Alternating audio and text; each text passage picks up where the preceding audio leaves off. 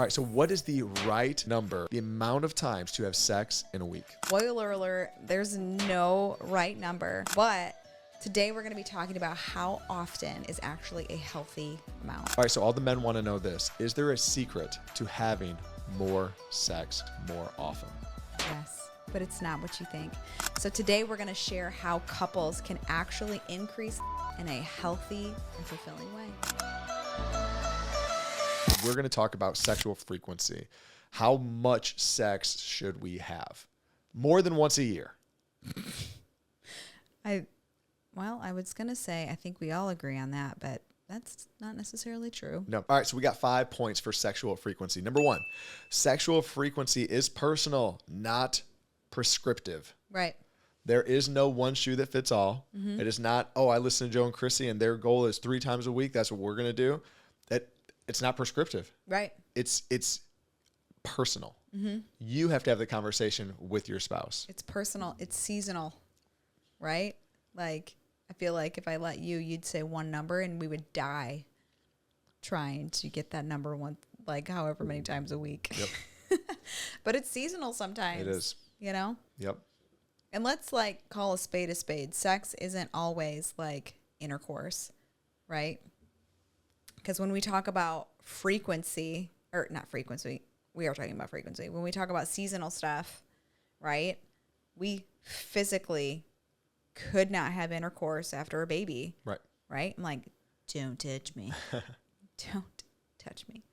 And listen, ladies, I followed the 6-week rule. I was like, Krissy's a rule follower. I am a rule follower, and I was like, don't touch me.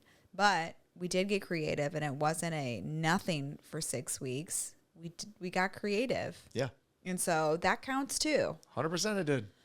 Still does. It's So guys, I mean, that's such a good conversation to have because again, you just have a baby. Well, the guys didn't. The woman had the baby. Uh-huh. But guys, because of that, you might be at a place where you're like, oh my gosh, I'm not having sex for 6 weeks. Like, how does this work out? Having that conversation about with your spouse, what can we do? Mm-hmm. That you just said, what's not in intercourse, right? What can we do? I'll tell you what you can do. You can do those dishes and you can do that laundry and you can do all the other things if you want anything after that baby came. I'll tell you that right now. Oh my gosh. That's real. Like that is real. This is not a, hey, woman, I expect you to do X, Y, Z and then start all over again with your ABCs. And then tonight, you know what I'm saying? I'm keeping a baby alive. Like, I'm being real. Like, if this is something that you expect from a spouse, you better be putting out in every other area. Yeah. I'm just saying it like it is. Say it like it is, girl. All these women need me to say it, and I'll say it again. So send this to your husband if you just had a baby. Okay, so we need to communicate openly with our needs and desires and understandings that frequency varies depending on life stages, on health, and on emotional connection. Mm-hmm. That's also a sign that maybe you're not as healthy emotionally if you're not healthy sexually. Right. Those two things are tied together so much. Mm-hmm. The more sex, the stronger the emotions. Right. The stronger the emotional connection, the stronger the sex life. Mm-hmm. Weak emotional connection, weak sex life. Right. Weak sex life, weak emotional connection. Mm-hmm. You cannot have one without the other. Right. So if you want your spouse to be a more emotionally connected, the question is, are you sexually connected? That's so good. It's such a great way to measure it, right? You can lie to yourself all day long. No, we're good. He tells me everything. Like, no, this is real. It's directly linked. Yep. So Krissy and I, we joke about this. We used to have some friends that they would post a lot of pictures of themselves on Instagram, but behind the scenes they were struggling in relationally. Yeah, like we just knew their relationship and it was awful. Yeah, I wouldn't say awful. It was pretty awful. Okay. Toxic. But Krissy and I, we didn't. Like the standing joke is like we literally forget to take pictures like on our anniversary with each other. Right. So you're always seeing on YouTube all the thumbnails that we have to purposely take the photo because we're always forgetting to take the photo. We never take photos. But we just saw a statistic that showed that couples that do not take photos or post themselves actually have stronger relationships. Are actually happier. Because yes. Because they're not trying to BS the world. I'm actually living my life with you and enjoying it. 100%. I don't have to show anybody. It's like, I got to take this picture and post this and all that stuff and pretend. Mm-hmm. And again, to your point where we were just talking about the emotional connection. Yeah. We should know emotionally. We're not trying to lie to everyone else to say we're okay. I could give a crap what everyone else thinks. That actually makes me feel better about like, I feel like this kind of, I don't know statistically, but I feel like this applies to all relationships. And I'm just like, I don't take pictures with nobody. And I think like in the moment, like I had a friend, we were actually getting breakfast. This was not too long ago. And we went to this super cute place. It was like total like photo opt, setup. And like we were probably almost done with breakfast. And she was like, hey, I just want to let you know that I appreciate you not like wanting to take photos and do all this stuff. Like we're actually having real conversation. And at first I was like, what are you talking about? Because I don't do that. Mm-hmm. I'm not like, hey, let's get all these pictures and like let everybody know how like good we are and how, I'm just not that person. So I honestly didn't know what she meant.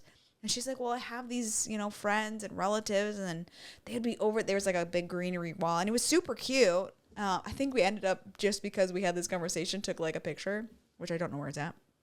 And so I think this is relative to all relationships. Like I'm literally in deep conversation with you at breakfast or dinner, or we're actually on a date. Yep. We're not showing the world that we're on a date. We're actually just doing it. Yep.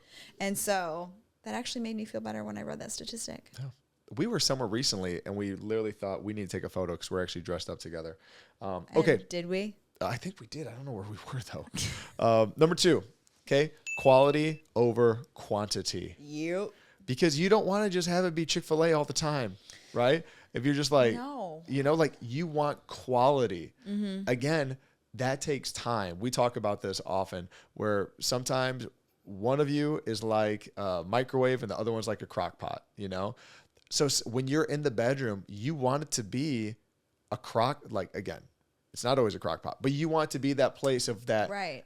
It's a 3-course meal. We're going to take our time. We're not rushing this. It's quality. There's a connection. Are you telling me you'd rather have one good quality, these words, over like 3 or 4 quantities? So here's last night I was exhausted and how the tables have turned. Right. And literally my mind was, I don't want to have sex tonight because it's going to be bad quality, but it will add to the quantity for the week, where I'd rather wait till tomorrow night and I have energy and it's good quality. Yeah. So that's where... That actually surprises me. I'm not going to lie. Just exhausted. Exhausted. Because usually, and I've joked with other guys about this, is that if you wake up at 2 a.m. because Ellis, our 3-year-old, wakes you up and you can't fall back asleep, it's like, girl, wake me up. We'll make good time of that. Like, I got a plan. Uh-huh. But last night I was just so exhausted. I was like, I would say it's all depending on seasonal, right? I got you. But helping other people out, like, because you can't play the card now. Well, hey, we're going to have really good quality. Right? Right. So now there's no quantity. Mm-hmm. It's like, no, it's all comes back to seasonal. And again, knowing that, okay, I've been up since 4:30 in the morning and had a long day, right? So it's like not expecting that. And you're great with it where you don't like expect it of me, whereas like for me, I'm a guy. So I'm like, wait, I thought we were going to do this. You show so much more grace than I do. Mm-hmm. Okay. So here's a practical tip. Prioritize setting aside undistracted time for intimacy, whether it's a spontaneous moment or a planned date night. Because again, when it's planned, it might be something that's going to be more quality. Right. Right. Mm-hmm. When it's spontaneous, it might be something that it could be quality, but it might add on to the quantity. Yeah. So just understanding both. that it's both and. And the reality is, when you got little kids running around, there's not a lot of spontaneous. No, there's not. There's just not.